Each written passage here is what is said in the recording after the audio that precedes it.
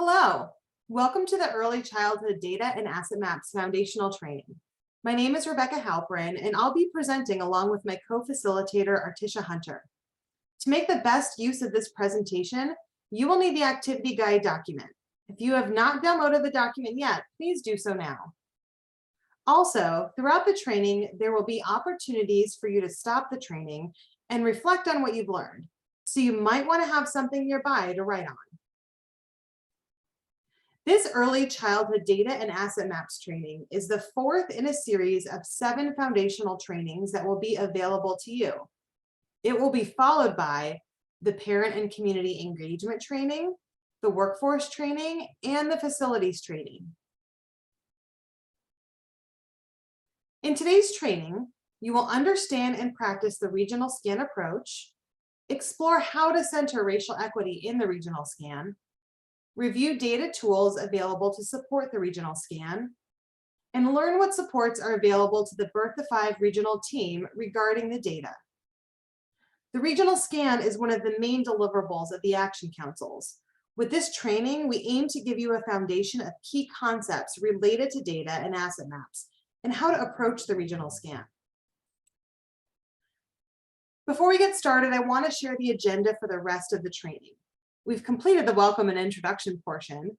Next, we'll cover how to approach the regional scan, parts 1 through 3, how to approach the regional scan, part 4, engaging families and community members, data tools for the regional scan, and resources. If you participated in the first 2 trainings, you're likely familiar with this slide by now. As a reminder, CS3 aims to support local communities and regions by building capacity of community systems, and today we will be building capacity around data.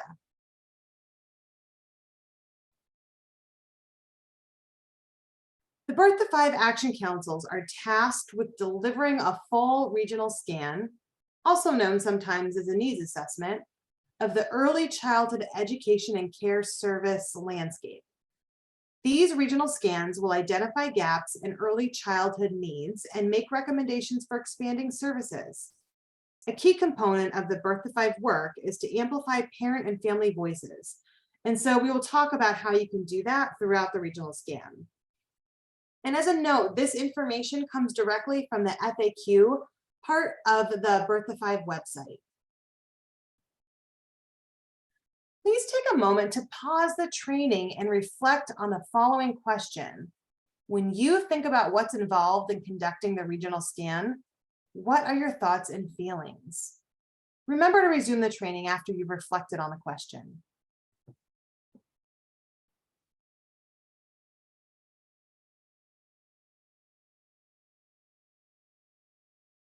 You may have seen this racial equity definition before at other foundational trainings. Racial equity should be a central part of the regional scan, and a racial equity lens should be applied throughout the regional scan process. We will review specific strategies you can use to do that.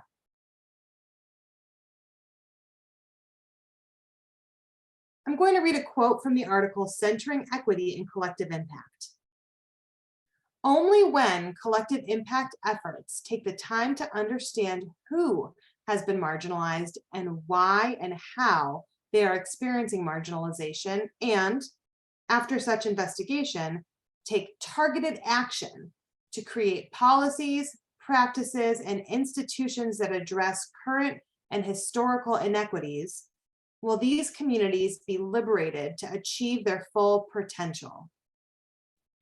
This quote illustrates how the regional scan can center racial equity in the process to ultimately work towards achieving racial equity as an outcome in your regions. Throughout the training today, we're highlighting specific ways to incorporate racial equity in the regional scan with this community icon here. So anywhere you see that icon notes a key step for incorporating racial equity in your regional scan process. Let's dive into how to approach the regional scan. So what is the regional scan? It's a process to gain an understanding of the regional conditions that make up the early childhood education and care system by systematically engaging diverse stakeholders in gathering and analyzing data. Here's the Birth to 5 Action Council Regional Scan outline. Sections 1 to 7 will build on each other, with Section 8 being the summary or the conclusion of the first 7 sections.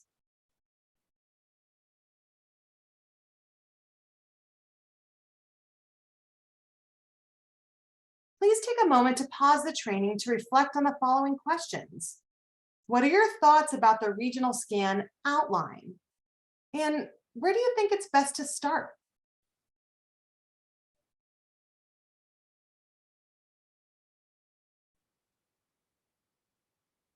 Engaging diverse stakeholders across the region is the first step of the regional scan. You might be thinking, who are the diverse stakeholders in my region that should be engaged in the regional scan? Diverse stakeholders might include various racial, ethnic, linguistic, geographic, economic, and family types,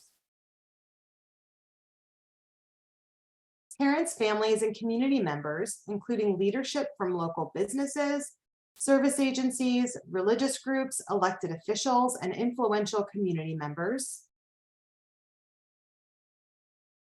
child care providers, Head Start and early Head Start directors, health care professionals, K-12 school system members, and early intervention. Also think about vertical layers within organizations. Consider a school system with board members, superintendents, and teachers. Thinking about which stakeholders are participating throughout the regional scan is the first place where racial equity comes in. As you undertake important action and family council work, it's important to recognize the value that diversity of thinking and knowledge bring. That diversity is only found when you are intentional about bringing people together.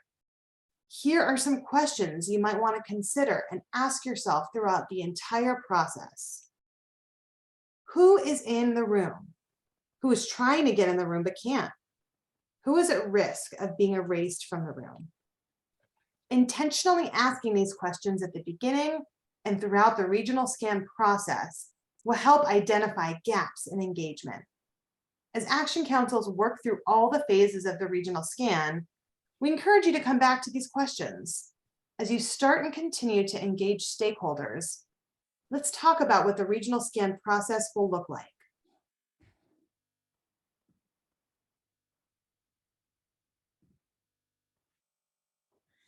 This graphic illustrates the regional scan process. It is important to note that although it is laid out in numerical order, it is in fact not a linear process. While the scan will likely start with the collection of initial quantitative data, that is information that can be counted or measured and given a numerical value, it is possible that movement will be made back and forth between phases. One other crucial thing to note is that action and family councils, community members, and families should all take part in the process. The first step in the regional scan process is to collect initial quantitative data. This should be seen as a starting point to informing the question, what does our region and the early childhood education and care landscape in our community look like today? The Birth to 5 Action Councils will be asking that question for your region. In this phase, quantitative or numbers-based data will be considered, such as how many children and how many programs are in your region. This phase is about getting to know your region through data. What's important to remember here is that initial data about your region should be considered a flashlight, showing what might need to be explored more through the regional scan process. The initial data should not be seen as a hammer to fix what might appear as a problem at first glance. Equity can be centered in this phase by rethinking and questioning the supposed facts presented by the initial data that is gathered. As the action councils begin to look at the quantitative data, it's important to understand that these data do not capture the full context, nuance, and experience of families and early childhood education and care stakeholders, and it especially may not represent the experience of racialized and marginalized groups in the region. The data should be used as a flashlight to understand things but action councils should be prepared to engage stakeholders to help make meaning and better understand the data you have. Collecting initial data really is like turning on a flashlight to see your surroundings in a dark room. It will be useful, but won't show you the whole picture. Some of the pitfalls of collecting quantitative data is that the data available is oftentimes from a year or two ago. This is because the data about the number of children and families in a community is not available in real time. It takes time to collect that information and validate and test it to share. Some of the data might be incomplete. One example is that we have capacity information for childcare providers. That is how many children a childcare provider is licensed to take care of, but we don't know exactly how many children they are actually caring for. This is known as enrollment. So capacity data doesn't provide the complete picture of ECEC services because it doesn't account for providers facing teacher shortages, families not seeking care, or other reasons. Then the data might not be available. For example, there isn't a lot of publicly available data that disaggregates young children using early childhood and education and care services by race and ethnicity. Disaggregating data means breaking the data down to look at subpopulations or groups. Disaggregating data is one important way Birth to 5 action councils can better understand what is going on in their region and dig into the nuance of different experiences of families and children in your communities. In the next few slides, we will look at a few examples of how to disaggregate data to dig deeper and understand some of the diverse experiences within your region. In this first example, let's take a look at what we can learn when we disaggregate data. Let's look at the state median household income. The median household income in Illinois is $68,428.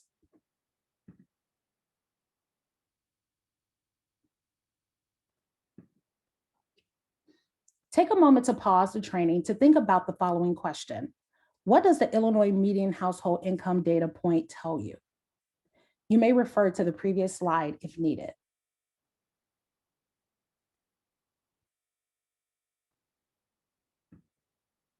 Now let's look at the median household income by race and ethnicity in Illinois.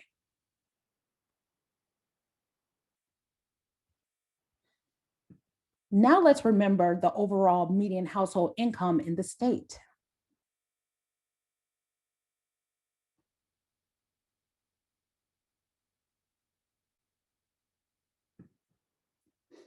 Take a moment to pause the training to think about the following questions. What does the disaggregated data tell you about the median household in Illinois? What story does the median household data leave out? And why is it important to disaggregate data? If it's helpful, please remember to refer to the previous slide.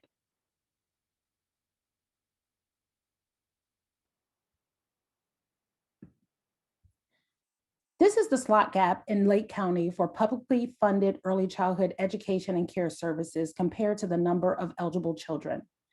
You can see the number of publicly funded slots in the county by age of children compared to the number of eligible children in each region.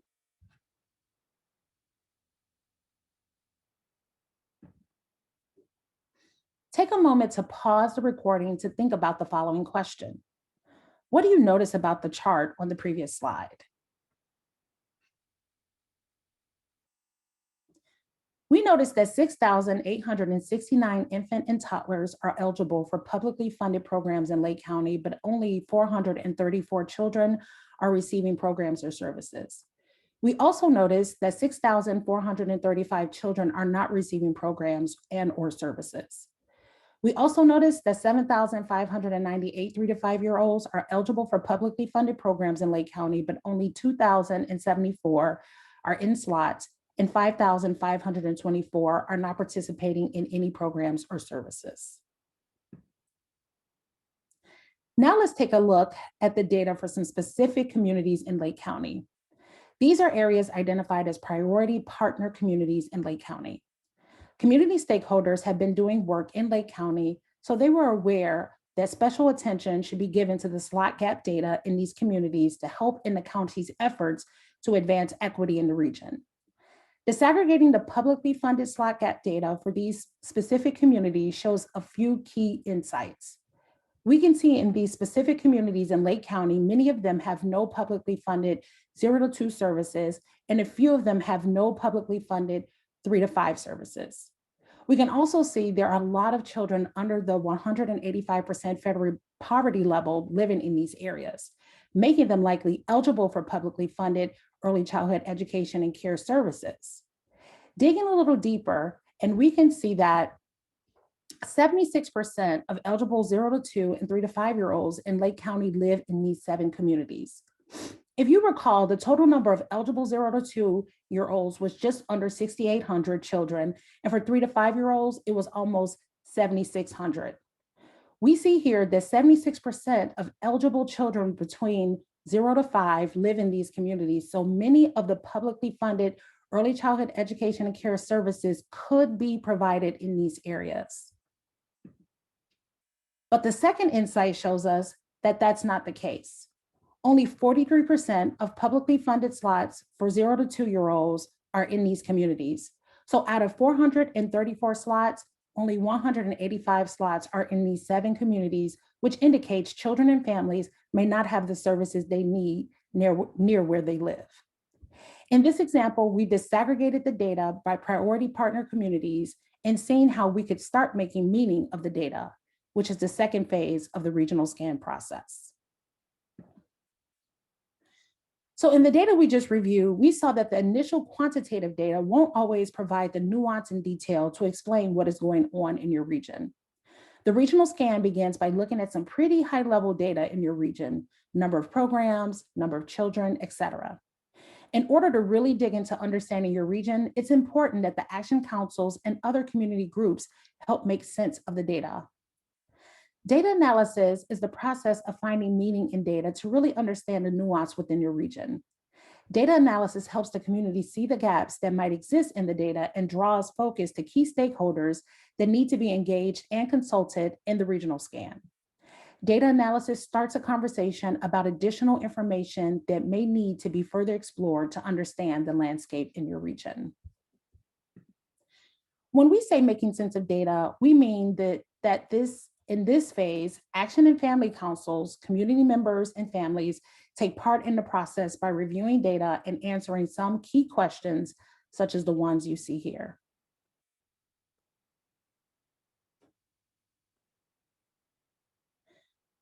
As you go through the data analysis, you may even come up with more questions. Let's talk about who should be involved and how this phase is facilitated.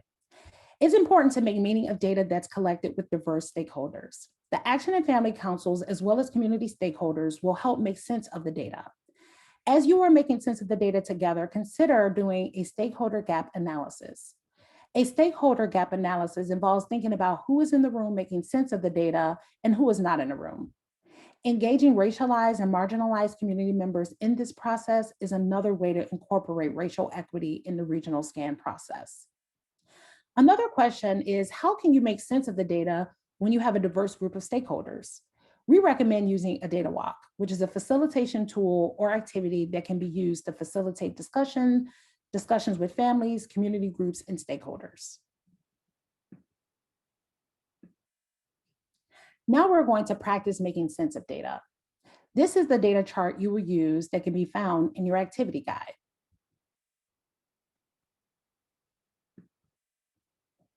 At this time, pause the recording and read the activity instructions. When you resume the training, we will share some insights from the Making Sense of Data activity.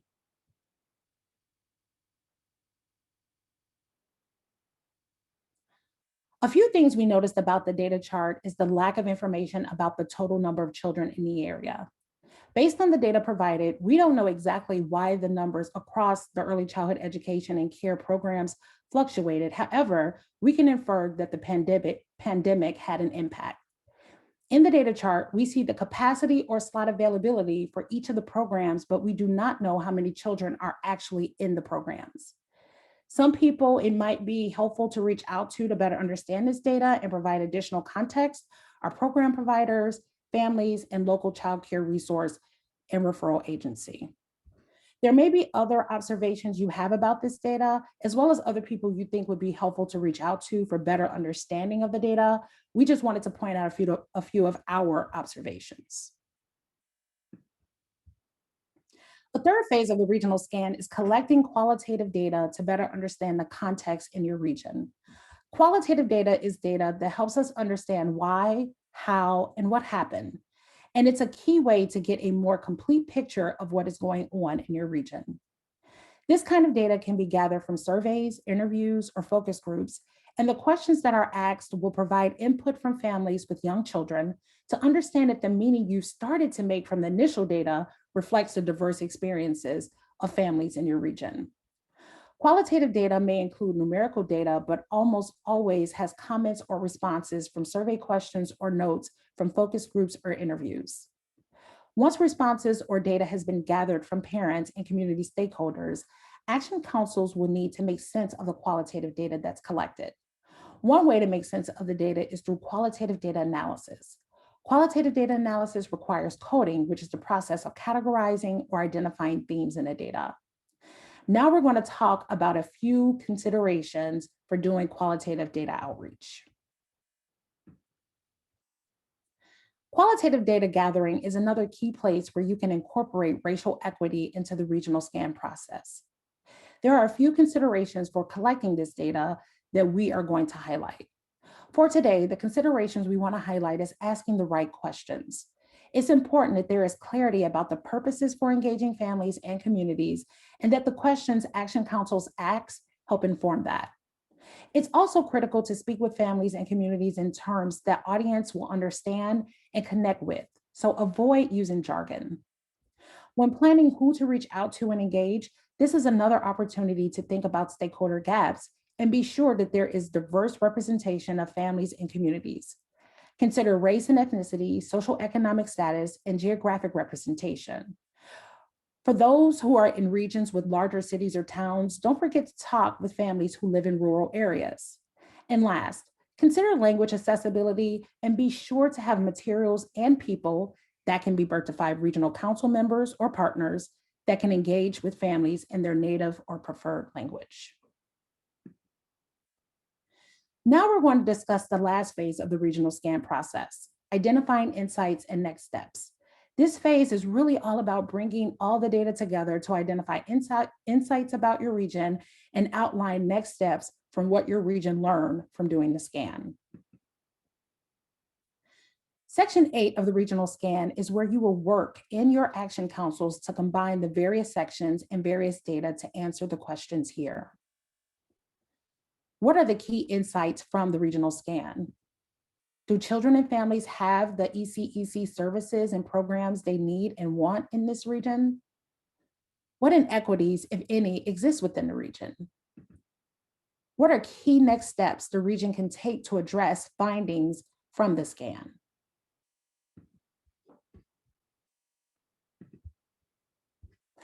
This is similar to the making meaning phase, but encompasses more data sections and types of data. It's a cumulative take on making meaning where you'll be identifying key insights, needs of children and families, inequities that exist, and next steps for your region to address your findings. One strategy that can be used to bring all the data together is with the data walk. We talked about this in the making meaning phase. This is a tool that can be used throughout the regional scan process to get insights from various stakeholders and continually make meaning from all the data you bring together. A data walk entails data examination and individual reflection, pair share, whole group share out and discussion, and a closing. Some of you might be participating in a data walk within your councils, or you may even be involved in planning them. For specific information about how to conduct a data walk, reach out to your region council staff.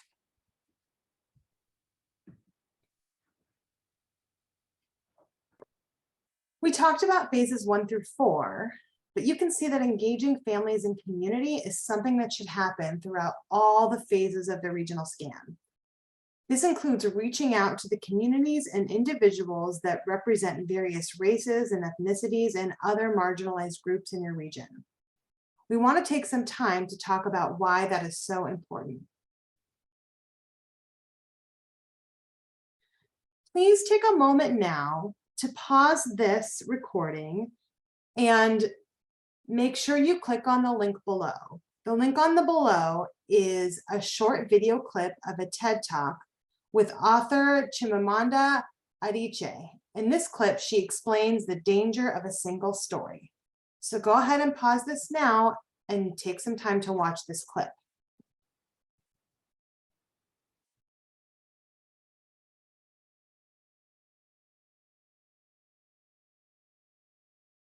Please take a moment and pause the training to reflect on the following question.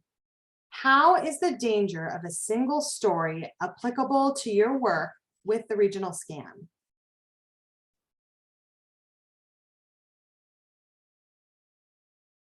As Chimamanda Adichie says at the end, there are the consequence of a single story is it robs people of dignity. It makes our recognition of our equal humanity difficult. It emphasizes how we are different rather than how we are similar. Stories can be used to humanize and empower. Hearing stories from families and various community stakeholders you engage through surveys, focus groups, and interviews will help center equity in the regional scan. With that in mind, here are 3 essential practices for engaging families and diverse stakeholders that we want to highlight. Invite and include diverse stakeholders in all phases of the regional scan to broaden the reach and center equity and racial equity in the scan. This can look like ensuring action in family councils, community members, and families are diverse and representative of the various populations and groups that live in your region. Facilitate regional scan meetings with diverse stakeholders by carefully planning and preparing for equitable engagement in your action and family council meetings. This may also include community meetings and engagement about the regional scan with parents and providers. It also means consider the use of language in your meetings. Use culturally responsive language and accessible language and avoid acronyms. Listen to diverse stakeholders throughout the entire process. We know you've heard and seen a lot today, but we want to make sure that you know there are various tools that will be available to help carry out the regional scan. I'm going to briefly review the data tools available. Here is a list of tools that Bertha 5 Regional Council staff will have access to support the work with the regional scan. So please turn to them for interest in finding these tools. There's the regional report, which is also part of the data portal. You can generate that report from the portal. There are data charts and maps. There's an asset map and a map guide. There's the CS3 collaboration directory, which is available on the Partner Plan Act website. There's the engagement guide and webinar, and there's the data walk protocol. Here are some resources and supports that are available to help support the regional scan.